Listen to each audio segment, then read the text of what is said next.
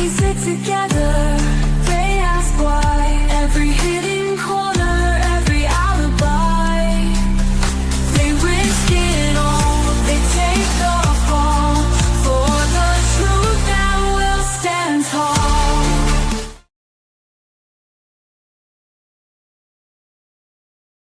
All right. Hello, everyone.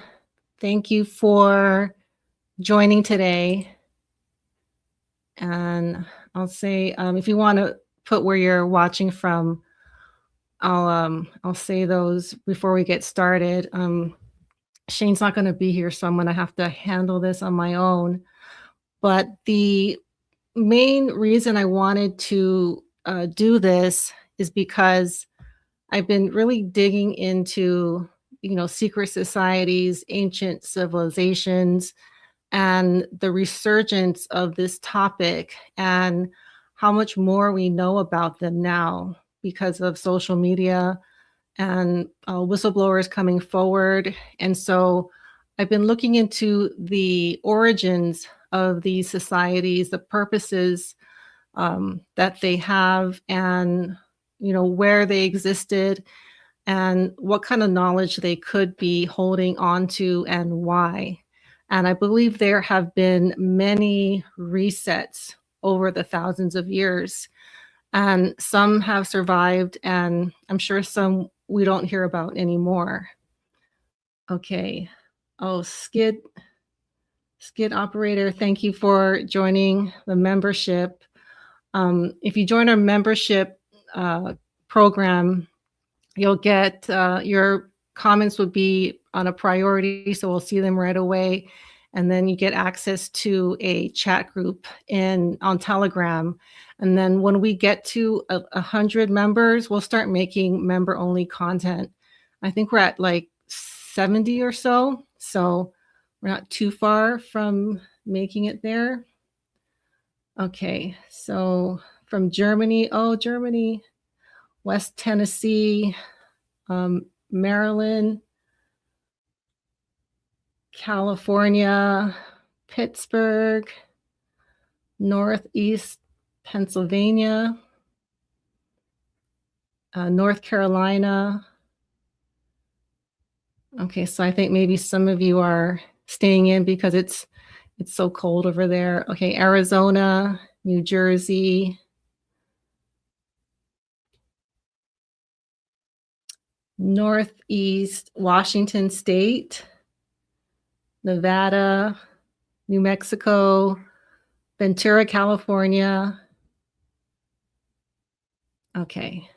And then I'll read some more comments, and if you have questions, I'll address them after the presentation. Yeah, it's freezing here. Yeah, luckily I'm not in that kind of weather, but I know a lot of you are. Okay. So I'll give a little explanation as to why I have been going into this topic. And I did start looking into this, years ago, but what made me really hone in on Malta and the Knights of Malta is because Erika Kirks used to wear the Knights of Malta pendant. She doesn't wear it anymore because I think it got some negative attention. So I started to look into it to figure out what it is. And at first I didn't find a lot because I was looking in the wrong places. I was looking at the Knights of Malta today as a secret society, and there's very little mentioned at all, aside that they are a nonprofit and they do like humanitarian work. But there is a lot of information when looking into the history of Malta itself. And they were the ruling power in Malta for about 300 years. So when I started to look into the history of Malta, then I found a lot. A little bit more background that I went over before.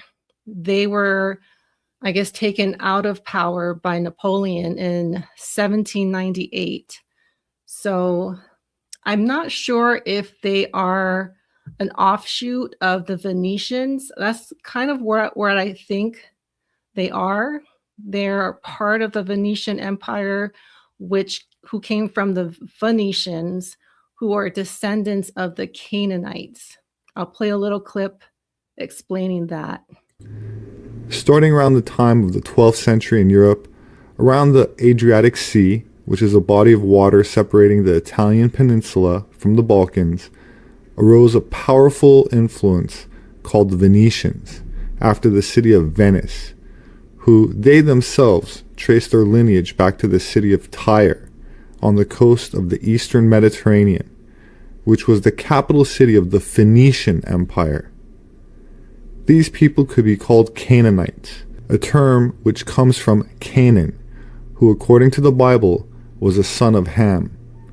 Ham was a son of Noah, and the father of Cush, Mizraim, Put, and Canaan.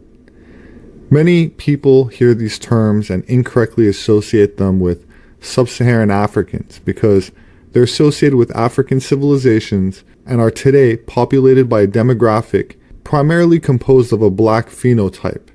But keep in mind that we're talking about thousands of years ago, not modern times, but ancient kingdoms which no longer resemble the ancient kingdoms described in the Old Testament. All right, in my last live, I went into the curse of Canaan and the origins of how this happened with Noah. And this is written about in the biblical text. And I show the family tree and where Canaan came from. I think he's the son of Ham. And then he also, Canaan was the father of Nimrod, who we also know as Gilgamesh, who was the first king of Babylon. But I'm not going to go too much into that because I already did that. But I want to focus in on more of the recent, I guess, developments. What I mean by recent, I mean like the last 100 to 200 years of these ancient cultures. And I'm going to focus on the island of Malta because Malta has so many megalithic structures, tons of temples and spiritual sites. I have a little clip showing just how many there are. The red pins are major sites, the yellow pins are known megaliths that may have belonged to temple structures, and the blue pins are documented but destroyed or lost sites.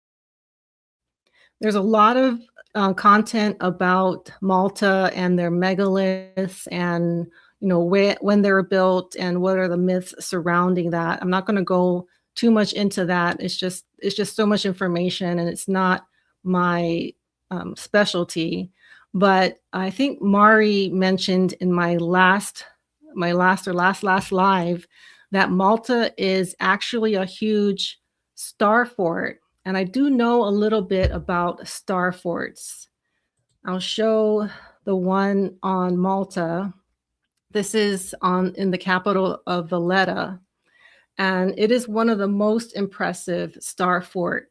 So this one it's been like destroyed and taken out by war and time. They say these were built in the 1500s, but I think they're probably older. And these star forts can be found all over the world. And a lot of them are in the US. This is Fort Wayne outside of Detroit, not Fort Wayne, Indiana. Here's another one. And they usually are like parks, housing developments, or golf courses, but they're very intricate. They were obviously built by very advanced people who understood geometry, who had a vast understanding of physics. A lot of them were surrounded by bodies of water. So here you can see the whole thing has like a river going around it or a moat. They're often found near rivers and oceans. This one is in Portugal. There's one by the river.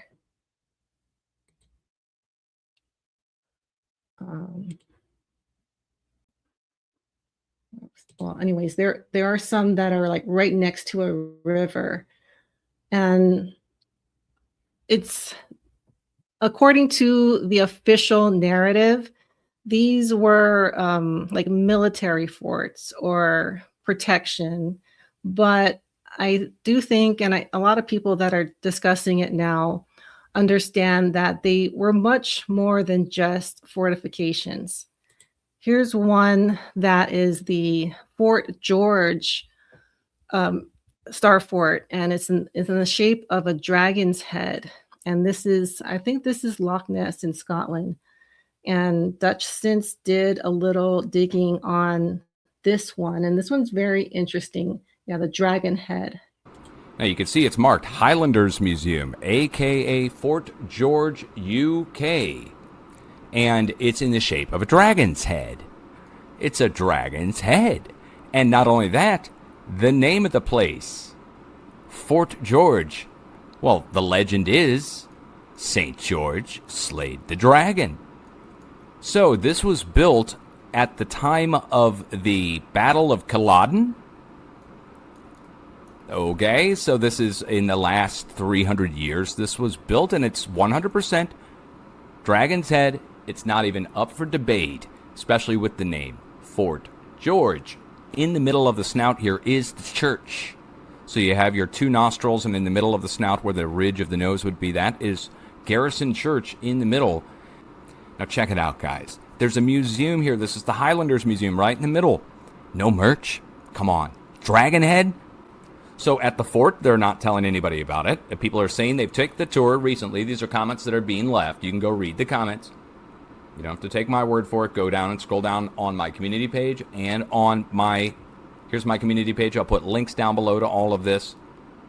And you can read the comments from people who have taken the tour and they say they've never heard of it and blah, blah, blah. Okay. This is a big find. That's why I'm making my video now. Here I tag the royal family right there. Since I found a dragon's head and now presented publicly, does this mean I get knighted? Okay, so he mentions that St. George slayed the dragon, and I have more information on that. And that, I think, does suggest that the dragon that they're talking about is the Tatarian dragon. So Tataria being the power that was taken down before what we know as the current civilization that we're living in. So I'll play a little bit about the St. George slaying the dragon. Tataria was an empire, and its symbol was a griffin or a wyvern. This is well documented in old posters and photographs. What's more is we see on the Russian imperial flag a griffin or wyvern being stabbed by St. George on a horse, a clear metaphor for the Papal State's victory over Tartaria. So I think that's what that dragon signifies, and maybe that's why we're not taught about these star forts in our history books. At least I never heard about it, and this is all information that I've had to find on my own. But there's a lot of information about Tataria. There's no question that it exists. It existed. It's been documented very well on maps, and I'll link some really good videos in the description after this where you can learn more about Tataria. But what happened was this empire was erased from our history. So I would say that was probably the last major reset. So we talk about the reset that we're experiencing right now. I believe the last one was the erasing of Tataria and the beginning of what we know now. And I would say the late 1800s, starting 1900 on is when that took place. And some even say it's still taking place because a lot of Tatarian architecture is being used and is still standing. And they're very ancient. I mean, not ancient like 1,000 years, but these were said to be built during a time before machinery, when people were using horses and buggies and, using like chisels and didn't have advanced weapon or advanced technology like we do today. But just looking at what things looked like, there had to have been a lot of advanced knowledge and technology to make these structures. Okay, so I'll get back now to Malta. And the reason that Malta is so interesting is because they have so many megalithic structures, there's so many spiritual sites. And I think because the location of Malta, for one, it is a very strategic island. It kind of is between Europe and Northern Africa.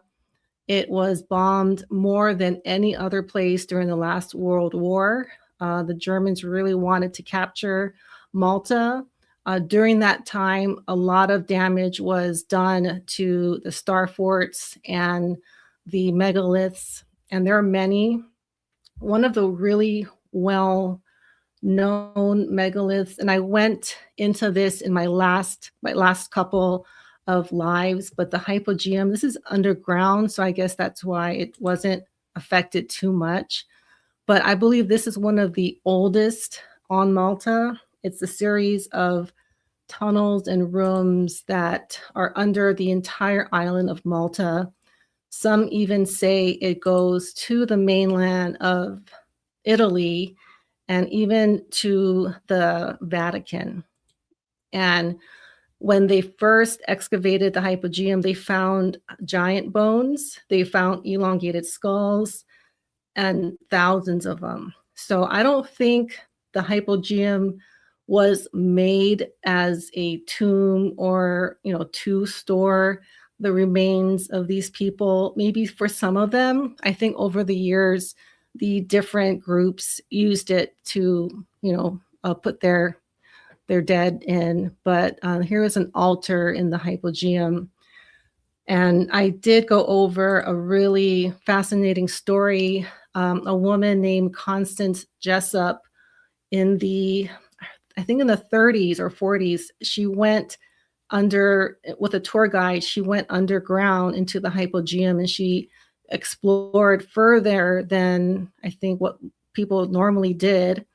And when she got pretty far, she was holding a candle as her light source.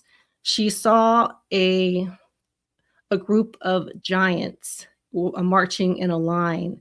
She said they were 20 to 25 feet tall. And they heard her and they looked up at the same time. They looked at her and they used their hands as some sort of gesture. And right after that, her candle was blown out. And then she said she felt something like soft and slimy on her hand. And that's when she had her friends pull her out. They were holding her by like a sash around her waist. There's a really interesting story, like a remote viewer's interpretation of that. And I'll link that. It's called Metaphysical. So it's this guy named John. He's a remote viewer. And so he looked into that incident. And the way he explained it was that these giant beings have, I guess, acclimated to being underground, to being in the dark. So they don't have very good eyesight. They use echolocation to see. So kind of like a mole or a groundhog, how they can't see very well, but they could sense things very well. That was his explanation for why those giants did what they did. And then there's another incident that happened months after Constance Jessup's incident, where a group of school children went on an excursion with their teachers, and they went down into the hypogeum and were never seen again.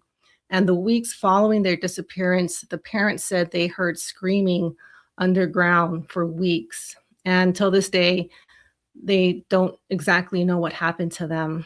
So there's a lot of very mysterious things that have happened on Malta. And then there's another well-known megalith This one is, for a while, this was the oldest megalith in the world that was known. It's called Ggantija. And it's, I think they say, yeah, 3600 BC. So that makes it like over 5,000 years ago. But I think it's older than that, because if you look at the condition that it's in, it looks extremely old. And I have a clip of that here. Yeah, it's definitely a ruin, but it must have been a massive structure. The myth is that a giant woman, her name was Sansuna, she came down from the sky and built this while carrying her baby in one arm, and she built this entire structure. So that is the myth of how Ggantija was built.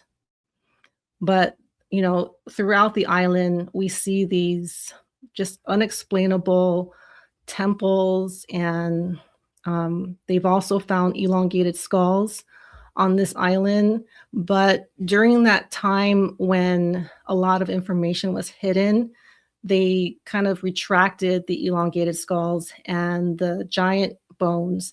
They were on exhibition. And I think around like 60s or 70s, they were taken down from the museum, and they're supposedly allowed to be seen by researchers, but even that is difficult to get into. All right, now do a little clip on Valletta, and this is Jared Boosters. He has probably the best collection of content on Star Forts. So I'll link this video in the description, but he's done many videos on Star Forts. Mount Sebetis, meaning the peninsula, was named after the mountain or hill. That being said, it is now believed that Sebetis is actually a Phoenician or Canaanite word, meaning either headland or middle peninsula. The history of this land then appears to go dormant or fast forward to the 16th century. According to agreed upon history, most scholars say the Sebetis Peninsula, by the year 1500, was almost entirely barren of structures and people, besides a rather daunting and sophisticated Old World lighthouse dedicated to St. Elmo, the patron saint of sailors, and the infamous St. Elmo's fire. This elaborate lighthouse was said to have been constructed in roughly 1488. However, the origins... All right, so there's a lot of, I think, obscured information as to who built the Star Forts. And at the end, I'll give a little opinion on why I think we don't see them currently built. But there's a lot of really impressive videos on Star Forts, and they're found all over Europe, all over the US, into Africa, South America, Central America. And so it's understood that this was part of a global society. And there's also a connection to the cosmos because they're aligned with the stars, similar to the pyramids, how they're aligned to the constellations. And they're also aligned to the global, I guess, the ley lines or the sacred geometry that is hidden within our planet. And found some noteworthy things. My name is Michelle Gibson. The basis of all of my research comes from a star tetrahedron I found by connecting cities in North America that lined up in lines. I believe this is the terminus of the planetary grid system, and that everything about the advanced ancient civilization was based on sacred geometry, including how all of the physical infrastructure of the planet was laid out. This is the flower of life pattern. It is the creation pattern of the universe, and all sacred geometric shapes are contained within it, including but not limited to the star tetrahedron. My intuitive understanding.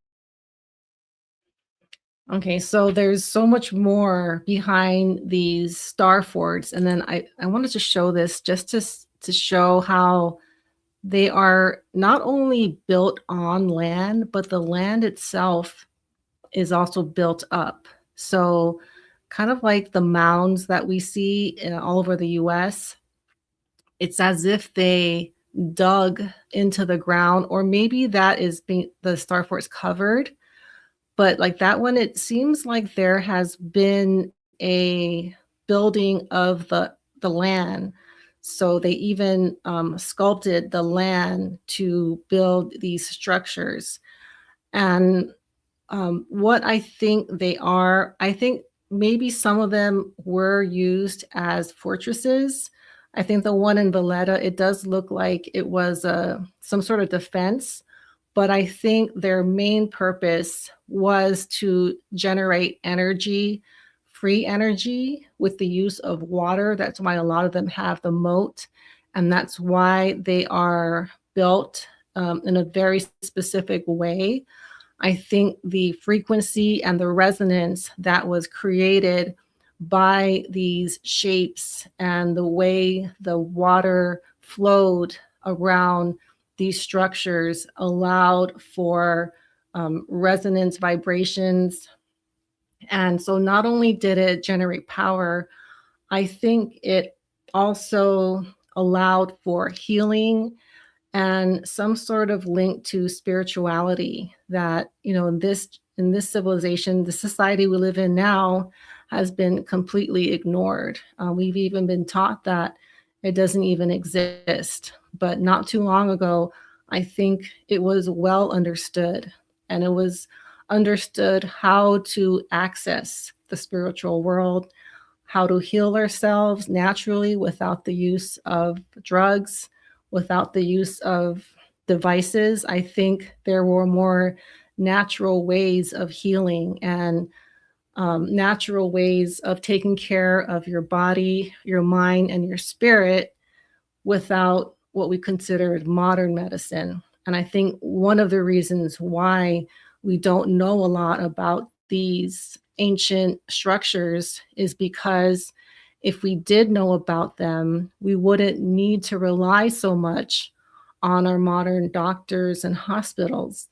We would have our own, every community would have a center like a cathedral where we could all go and become healed for free.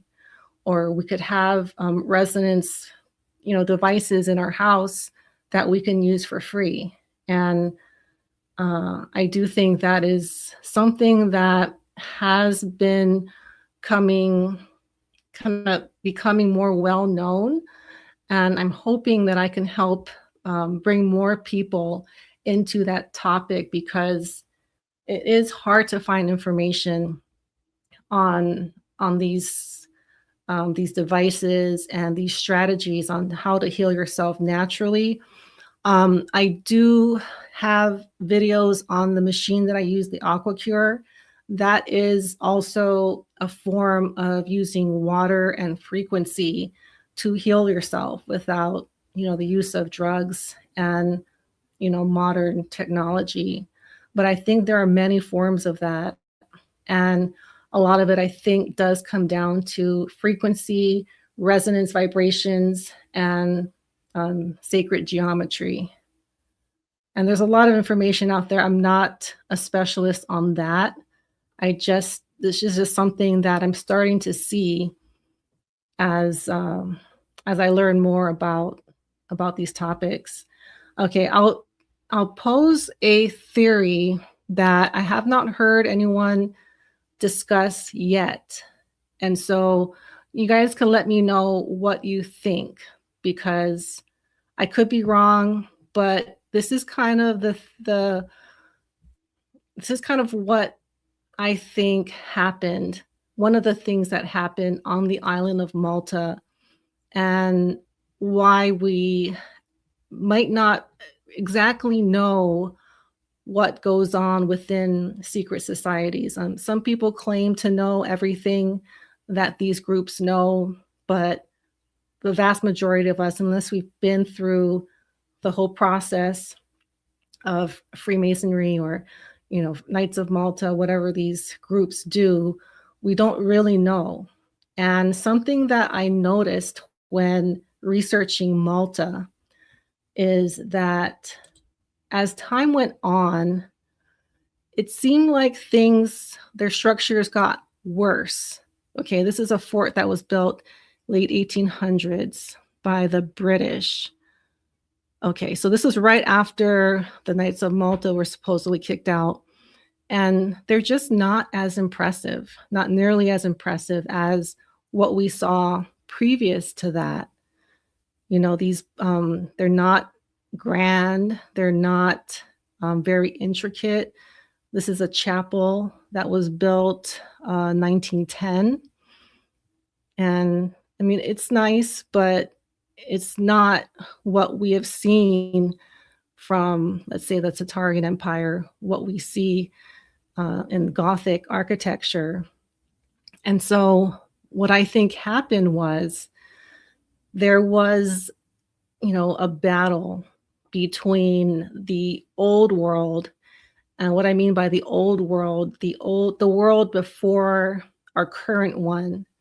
So there was a battle over who controls the world, who has power over this technology and who will be able to hone that technology and keep it for themselves and use it for themselves. Okay. And I think there was a force that won.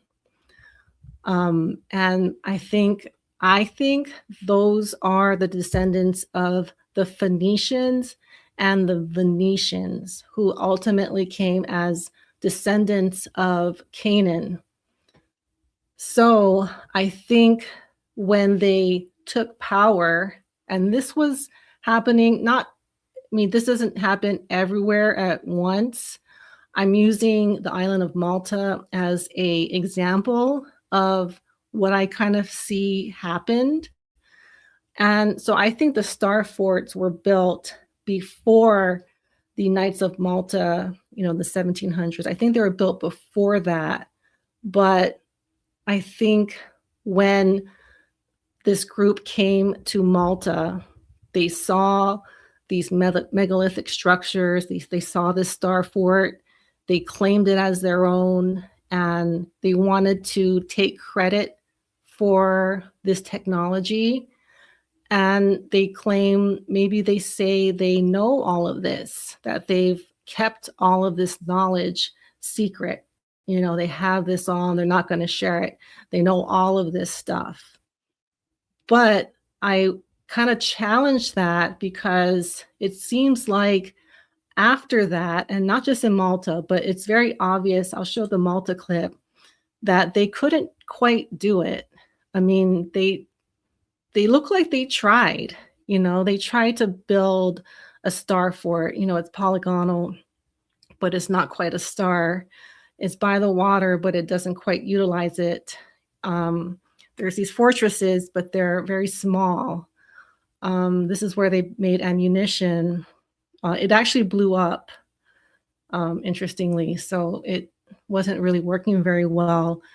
They tried to build a cathedral, but they couldn't quite do it, And so maybe they didn't really master this knowledge. Maybe they didn't capture this knowledge the way we're led to think they did. So now we're hearing a lot about secret societies and how they're so powerful and they hold all the secrets of the universe. But maybe they don't, because maybe they thought they did. But I mean, you cannot compare what we just saw to this. This is, where is this? In Italy, the Milan Cathedral. And I think, if you've been to one of these Tatarian cathedrals, you'll realize how tall they are, how they're built with just straight stone. You don't really see a lot of, you know, the way things are built now with just like slabs of concrete, they're usually built with like individual pieces of stone. And so they were master masons. And I used to think the master mason was the Freemason, but I would think if they had all of this, they would have done it already. They would have made their own. And I don't know if that'll be such a popular perspective. But if you know of a more modern cathedral built like they were before, please let me know. I know they have claimed to be the builders of these structures, but I don't think they were. I think these were, so this is what the more recent forts of Malta look like now. And these are not that old. Late 1800s, you know, turn of the century. And you can see the one on the right, Fort Risconoli. I mean, it's already kind of weathered and, you know, worn out, and it's not that old. And then the one on the left, it kind of looks like they were trying to do a Star Fort, but it's just not the same, you know. I mean, compare that to, you know, something like this. Or that. And I mean, it still looks like that. St. Elmo on Malta still looks like this. And I think they've tried to destroy it. It's so solid. It just will not be destroyed. And if you understand how much destruction was done to Malta over the years, and it's still standing, I think that was the work of a group of people that have been erased from our history. Because if we still knew it, we would still be doing that. And I know there's an argument that, and part of this is true, like we don't know it because they don't want the average person to be able to access that. They don't want us to have our free energy and things like that. But the Tesla technology has been pretty, has not been censored. I've seen videos on how the Tesla coils work. There's a company named Tesla. His history is not that hidden. You can go on Netflix and see many documentaries on his history and how they took his notes. And people have made these coils and they do understand kind of how they work, but understanding it and then building the infrastructure are two separate things. So I think the destruction of these old structures did do what they wanted it to do. They made it almost impossible to, you know, start over again. And then, you know, looking at the fires, the floods, the tornadoes, the hurricanes that I cover, and how frequently we're seeing them. This is not the first time this has happened. Like the 1860s, 1870s, most of the major cities in the US were burned. So this is just another cycle of that. But they can't burn everything. They can't flood everything. So there are going to be remnants of what we know today. But I do think, you know, going, you know, when I'm long gone, maybe another 50 or 60 years, things that we saw might not be common knowledge. Things that we knew might not be known unless there's a big awakening right now. I think that is happening. I just don't think it's going to be fast enough. I don't think enough people have the time, have the capacity to understand what really happened to make a shift in the way we think, because the current machine, the current administration, has such a stronghold on this. It's almost impossible to exist without using what we've been given.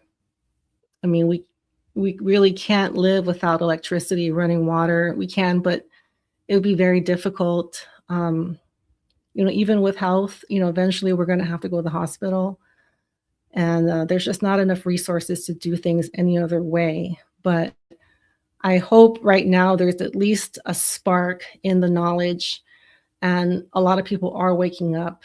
But I just don't think it's going to be fast enough and enough people. So I wish I could say different, but I do think that is the state that we're in right now. But I'm glad that people are learning about Tataria. Let me just make sure I played everything. Okay, I think I did.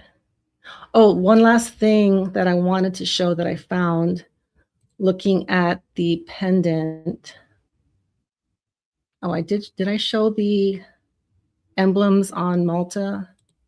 Sorry if I did, but okay, I think I did. Yeah, they're all over the island, but mostly in ruins. But what do you think happened to the Knights of Malta? Did they just go underground, or were they defeated? Are they still in power today? Are they still vying for power? Are they still one of those groups that are trying to take control? But I don't know if we'll really know. But I just thought it was an interesting way of looking at things. And I hope that was helpful for those that are maybe trying to figure out what's really going on. Oh, right. And then I do want to bring up, and this is a topic I've covered from the beginning with Maui, is the winners will decide on what our history is, right? They write the books. And I saw a lot of that happen after Maui because the people in charge were writing legislation. They were, documenting things the way that they wanted things to be remembered, not the way they really happened.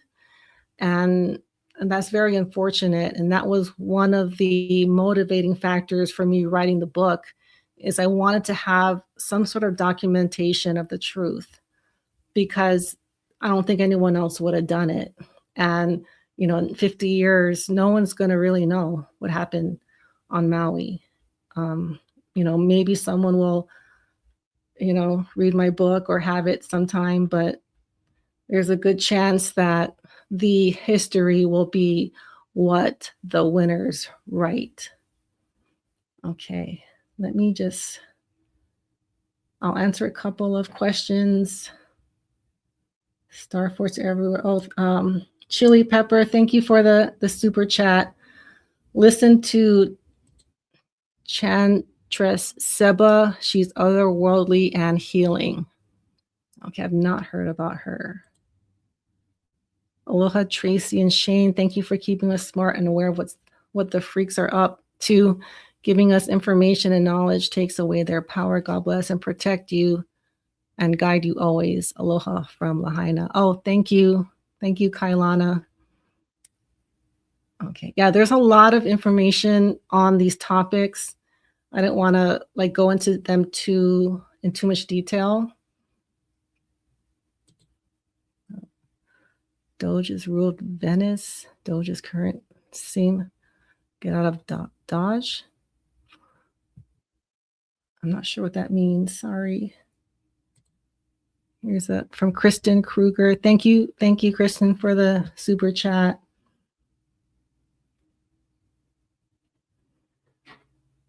Star Fort in Sicily.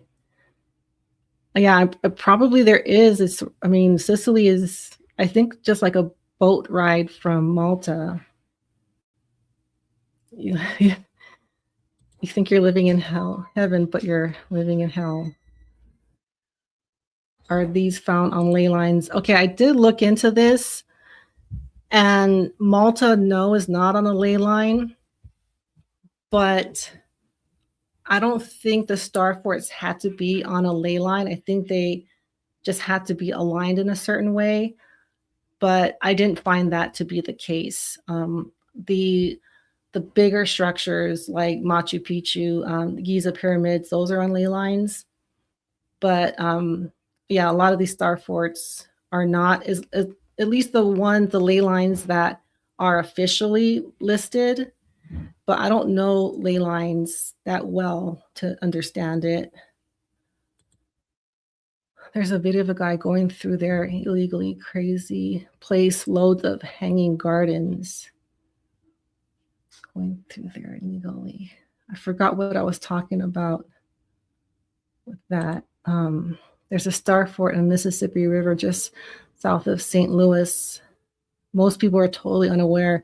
Yeah, when I was looking into the Star Forts, yeah, I don't think the people that even live around it know what they are.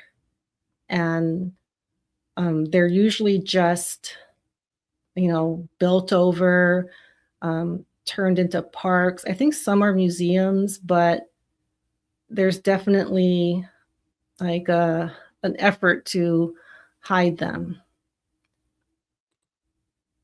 Things known can get now can get lost. Yeah. We might know it now, but if we don't somehow keep those stories alive, they'll be forgotten.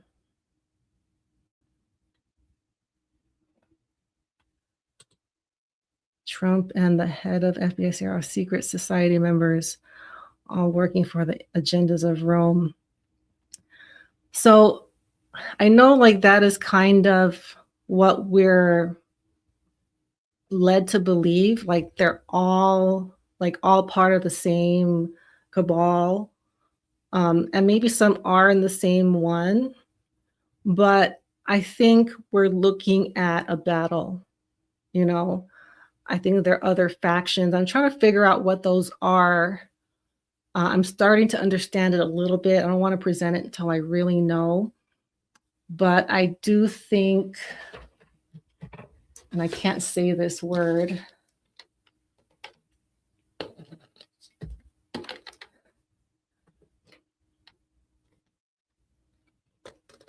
This is like one of the most censored words. I think this is one of the factions that are vying for power, but I don't think they're the only ones. I think they're one of the more visible ones because everyone seems to know what they're up to, but I think there are other ones that are even or more secret,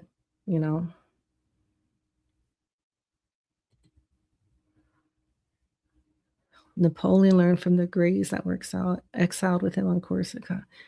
He came back to work for them. Yeah, I'm learning about Napoleon and his, like how he was propped up and his role like within the French Revolution. I'm gonna have to, if you guys want to hear about the French Revolution and how that was a type of Canaanite or Phoenician takeover, not just the French Revolution, the American Revolution, the Civil War, they all do lend into this battle between, the Canaanites and the people of Shem. But it is, I was thinking of doing that, but I just don't know if people are going to be interested in that. And it's just hard because if you have learned about the revolutions, you're educated in a way that it's hard to see things in a different way. And, just remember who owned the publishing company that published all of our textbooks.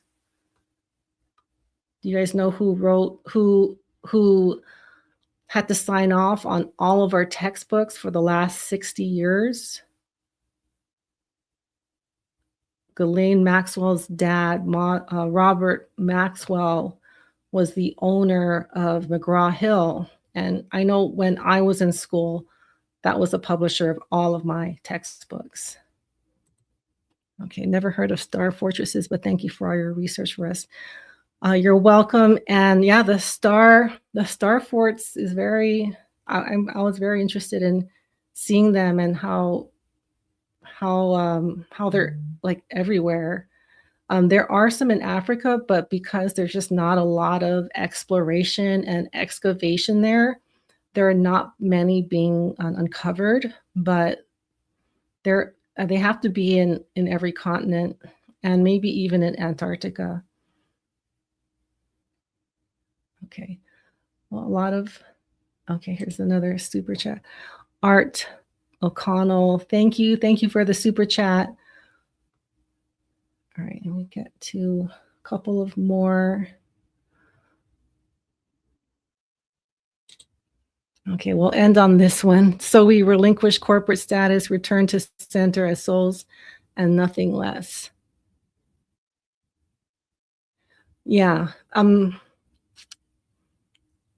yeah, I think that is something that, at least for me, I've had to relearn, the definition of the soul, definition of consciousness, what it actually is.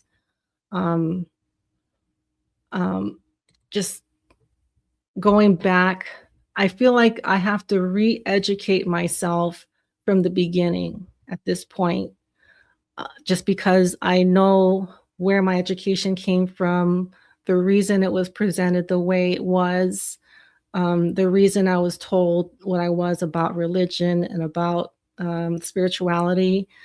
So I am just kind of starting from scratch in a way, but I'm willing to do that. Yeah, all of my elementary school books were published by them. Yeah, and all of my college books, I actually interviewed with McGraw-Hill when I was coming out of college. They wanted a sales rep to go to all the universities and promote their books. I didn't get the job. I think I almost did. They flew me to Vegas, and I interviewed with a woman there that liked me, and then they ended up giving it to someone else, which actually worked out for the better, because now knowing what I know, I don't think I would have wanted to promote McGraw-Hill. Oh yeah, Baltimore has a huge Star Fort, Fort McHenry. It's one of the, I think, more well-known ones. Okay. Great show. God bless you, Tracy. Thank you, Craig.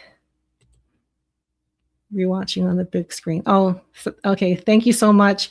All right, I'm gonna tie it up there. I hope I got all the. Did I get this? I hope I got all the super chats. I'm sorry. I know I've missed them here and there, but I will definitely try to get them. Did this one? To art. I think I said this one. Okay, so yeah, that's gonna do it for today. Thank you guys so much for watching.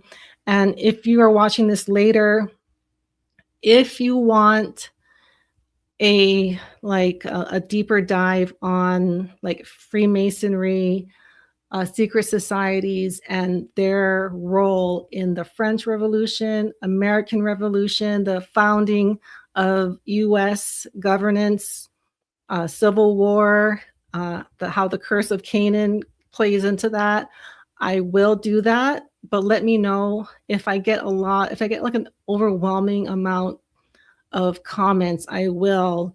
It is a big topic, and I will have to do a decent amount of reading for that, but it is something I'm motivated to do.